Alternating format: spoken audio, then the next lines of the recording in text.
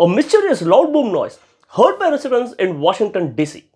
An unresponsive airplane flying over Washington, D.C. on Sunday prompted military fighter jets to intercept the plane at hypersonic levels, resulting in a loud sonic boom heard around D.C. and Virginia, officials said. The plane later crashed in Virginia and no victims were found. The North American Aerospace Defense Command NORAD used F-16 fighter jets to respond an unresponsive Cessna 560 Citation V over Washington, D.C. and Virginia, NORAD said in a statement. The attack was supported by DC's 113th Fighter Squadron, Air National Guard, a US official told.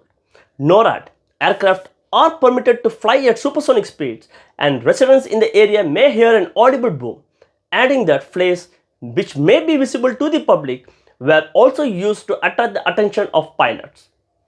Locals who managed to hear the sound of the fighter planes were quick to take to social media, posting videos of loud explosions, marking what appeared to be a quiet afternoon. The plane followed a strange trajectory.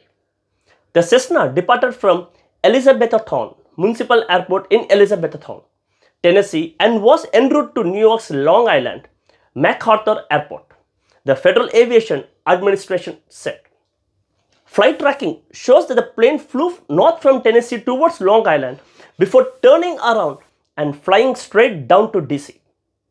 Trackers show the plane descended rapidly before crashing, dropping at one point at more than 30,000 feet per minute. The Cessna was intercepted by fighters around 3:20 p.m.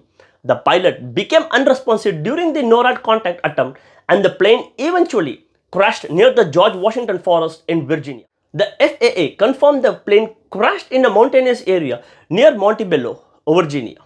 A US official told that the Cessna was not shot down by F-16. The Capitol Police said in a statement they were monitoring the aircraft and temporarily putting Capitol Complex on high alert until the aircraft passes over the area. Virginia State Police were notified of the crash and immediately dispatched to find the wreckage, which they reached on foot just before 8 p.m. The mountainous terrain and fog complicated the search, police said. It was not immediately clear how many people were on board the plane. The FAA and the National Transportation Safety Board confirmed they were jointly investigating the crash. Thanks.